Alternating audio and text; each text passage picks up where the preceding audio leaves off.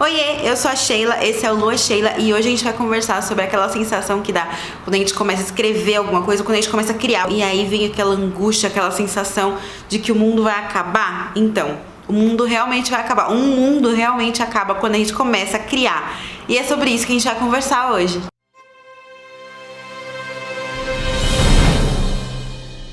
Só um adendo, eu vou usar metáforas aqui da escrita, vou falar sobre o processo de escrita, mas no final das contas eu tô falando sobre qualquer tipo de mobilização da força criadora, de qualquer tipo de conexão com a força criadora que tem dentro da gente pra trazer alguma coisa pra realidade, pra criar alguma coisa, pra materializar alguma coisa. Muitas vezes a gente se deixa enganar pela simplicidade de um gesto. No caso da escrita, por exemplo, quando a gente vai escrever, a gente pega uma caneta, um papel, começa ali a escrever e acha que é só aquilo que tá acontecendo. E não é nada disso. Quando a gente começa a escrever, a gente tá mexendo com um montão de coisa antiga. Imagina abrir uma casa abandonada há muito tempo e aí começar a remexer naqueles arquivos, naquelas coisas, começar a tirar, se conectar com o sentimento daquelas coisas. É isso que você faz quando você começa a escrever. Você abre uma casa e essa casa é você. Quando a gente escreve, a gente se conecta com a nossa memória, com a nossa casa aberta, com tudo que vive nessa casa desde antes da gente morar lá. Então, a gente tá falando também dos nossos antepassados, a gente tá falando de um contexto histórico maior, a gente tá falando de um contexto de alma maior,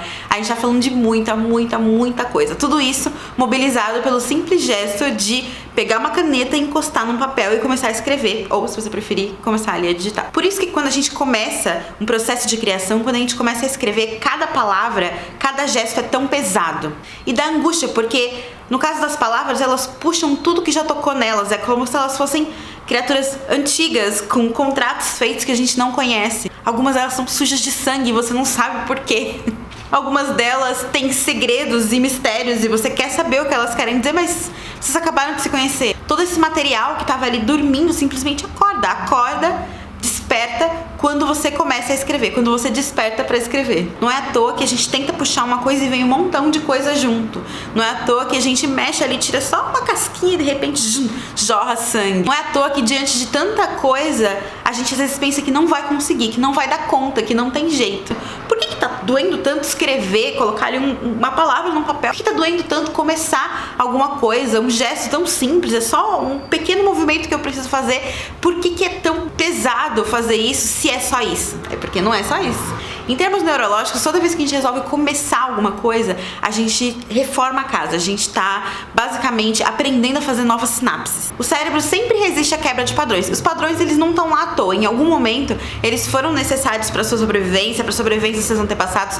Eles não chegaram ali e falaram, vamos ficar. Não, eles serviram para alguma coisa, eles tiveram o seu propósito. Mas muitas vezes eles não servem mais. Porém, o cérebro resiste. É o que acontece, por exemplo, quando a gente tenta começar um novo hábito. É mais confortável para o cérebro manter-se como está. Tem um podcast que eu gosto muito, chama Bliss and Grit, em que duas mulheres contam pra gente como que tá sendo o projeto delas de expansão da consciência filosófica e espiritual. Elas falam da angústia que dá, da resistência que elas sentem, da resistência que a gente sente quando a gente se propõe a expandir a nossa consciência, sobre a raiva que dá quando a gente tenta nesse processo controlar, como se fosse uma vontade reativa de controlar. Você nem queria controlar tanto assim antes, mas aí começa esse processo de expansão, pronto, quer controlar tudo. É como se a gente estivesse sustentando com a força da nossa mente tudo que existe em torno da gente, como se estivesse tudo prestes a desmoronar. Quando eu ouvi esse relato delas, eu falei, caracoles, é igualzinho quando a gente começa a escrever alguma coisa nova, um livro novo ou um texto novo, quando a gente se propõe a se abrir para a força da criação, para a força criadora. É a mesma coisa, você sente a angústia, você sente a resistência, você tá tentando abrir caminho para essa fonte te tomar, para você chegar num estado de inspiração, de entusiasmo, né, com o Deus dentro de você sentindo que essa criação só vai fazer jorrar. E você tenta ir atrás disso e parece que de repente tudo tá num grande complô para te impedir de chegar nesse estado, de chegar nessa relação com a força criadora. E caramba, por quê? Por que tanta dificuldade, né? Quando a gente se propõe a lidar com uma força tão poderosa como a força da criação, se a gente não tentar controlar, parece que a gente vai se perder. Parece que alguma coisa vai se dissolver. Parece que o nosso mundo vai acabar. E o mundo prestes a acabar sim, é o mundo que existia antes. O mundo em que você não criava. Você existia de uma maneira e agora tá tentando existir de outra maneira. Você tá renascendo quando você se propõe a partir de então criar a sua vida, criar na sua vida. Mas não precisa ter sofrimento, isso não. Eu já ouvi muitas vezes, eu achava que a gente precisava sofrer nesse processo, sabe? A gente precisava sentir o máximo possível, e sentir o máximo possível tinha a ver com dor, tinha a ver com sofrimento. E não, na verdade não.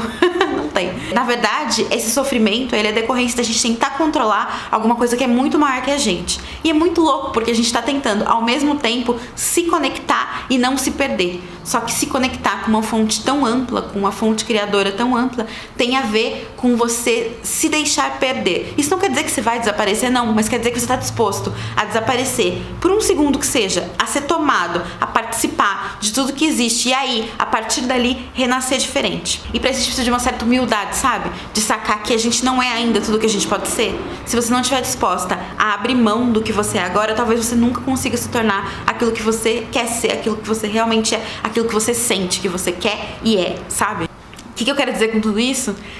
Deixa esse mundo morrer, deixa ele morrer, deixa isso que você tá tentando controlar, solta, porque controlar é uma maneira, na verdade, de tentar conter algo que a gente devia estar tentando libertar. Controlar, na verdade, é tentar justamente pausar, é tentar conter a força fulminante, o espírito construidor e destruidor, criador, que quer passar pelo seu corpo. Se você tentar controlar, não vai ser mais aquilo, vai ser outra coisa, vai ser nó nas costas, vai ser angústia, vai ser sofrimento. Então, solta.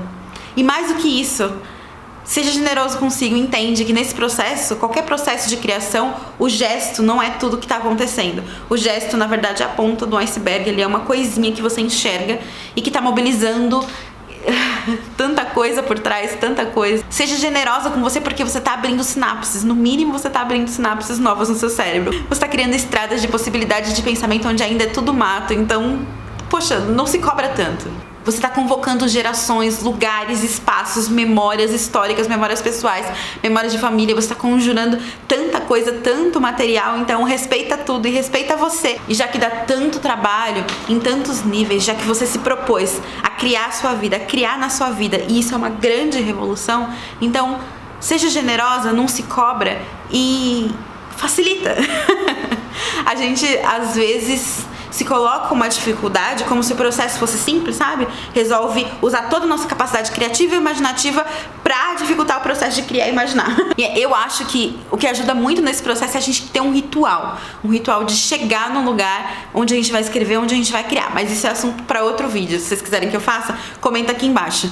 Por enquanto, eu quero muito que vocês contem pra mim aqui nos comentários, contem pra gente como é pra vocês essa relação de começar a criar alguma coisa nova, seja na sua vida, seja escrevendo, seja criando qualquer outra coisa. Essa experiência de criar traz pra vocês essa angústia, ou vocês já conseguiram encontrar um lugar de paz? Porque se você não conseguiu, eu juro, existe. Dá pra ser feliz e criar ao mesmo tempo. Na verdade, dá pra ser muito mais feliz quando a gente cria. Enfim, beijo grande. Obrigada. Tchau, tchau.